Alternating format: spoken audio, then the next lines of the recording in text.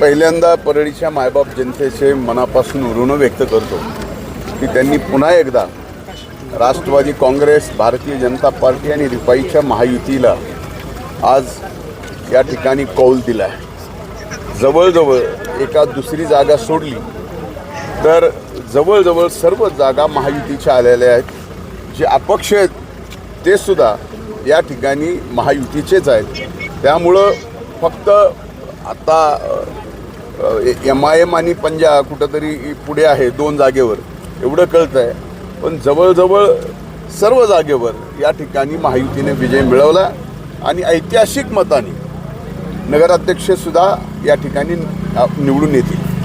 प्रचारामध्ये आपल्याला अनेक प्रकारे घेण्यात आलं, आपल्याला भाषण सुद्धा करू दिलेलं, कोणी करू दिलं नाही असं म्हणतात। मला कोणी रोखलं होतं भाषण करायला?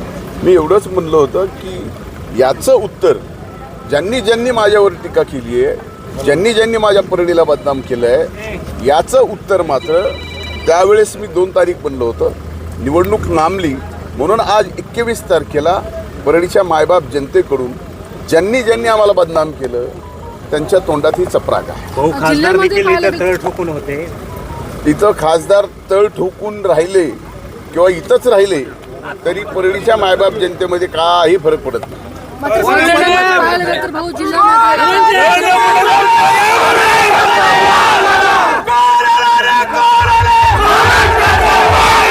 नक्कीच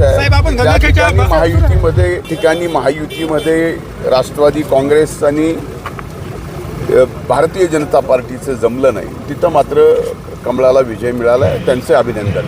साहेब, गंगाखेडमध्ये आपण भाषणामध्ये म्हणलं होतं की ताईची सीट लागली तर मी गंगाखेडमध्ये आपण चालाल का? हो, मी आता निघालोच आहे।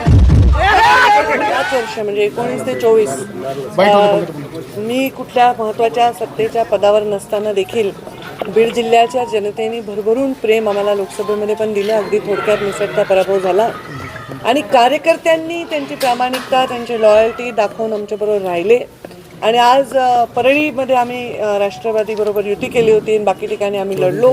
आता माझ्या मते गेवराई आमची डिक्लेअर झालेली आहे, अंबेजोगाईमध्ये आम्ही आघाडी केली होती ती डिक्लेअर झालेली आहे आणि बाकी ठिकाणी अगदी तस्सल चालू आहे, कारण तिथे आमचं गेल्या 5 वर्षात आमदार आमचे नाही, कुठली सत्ता हातात नाही, कार्यकर्त्यांना आधार न देताही कार्यकर्ते खूप ताकदीने उभे राहिले।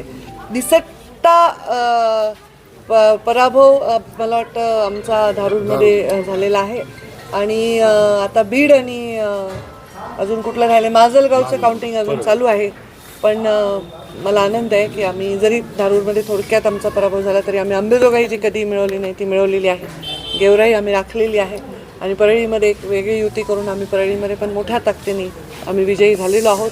तर जनतेने आमच्यावर विश्वास ठेवला, प्रेम दाखवलं आणि एक सकारात्मक कौल दिला, त्याच्याबद्दल मी जनतेचे, मतदारांचे मनापासून आभार मानतो।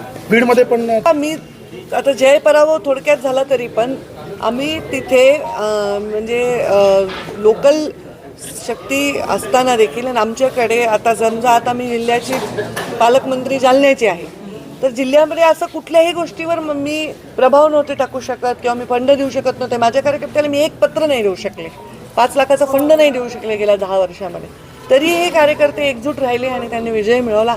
तर ते मला वाटतं हे सर्वस्वी अत्यंत आनंदाचा आणि त्यांच्या परिश्रमाचा आणि त्यांच्या लॉयल्टीचा विजय आहे आणि बीड जिल्ह्याचे लोक हे आमच्यावर भरभरून आशीर्वाद देत आहेत, हे याच्यातून सिद्ध होतं।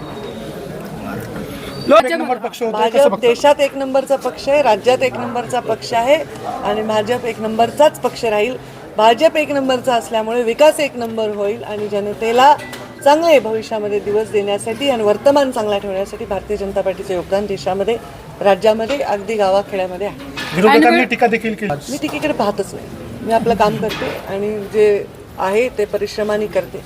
विजयसुद्धा तेवढ्याच नम्रतेने स्वीकारते, पराभवसुद्धा तेवढ्याच म्हणजे धैर्याने स्वीकारते, असा माझा आतापर्यंतचा प्रवास राहिलेला आहे। ऐनवेळी आपण बीड चांगलं झालं, मी तेच म्हणते की आम्ही जिथे 5-10 हजार मतं घेऊ शकत होतो आज तिथे आम्ही 8,500-9 हजारांनी लीडवर आहोत आणि मी तेच सांगते की सत्ता केंद्र कुठलंही भारतीय जनता पार्टीकडे नसताना आता मी मंत्री वर्षापूर्वी झाले, पण मी माझ्या जिल्ह्याची पालकमंत्री देखील नाही झाले, तरी या जिल्ह्यामध्ये आम्ही आमच्या कार्यकर्त्यांना काहीच ताकद देऊ शकत नसतानाही भाजपच्या मतदारांचं मी मनापासून आभार मानते त्याही ठिकाणी कडक आमची चालली आहे फाईट. बघू आता काय निकाल.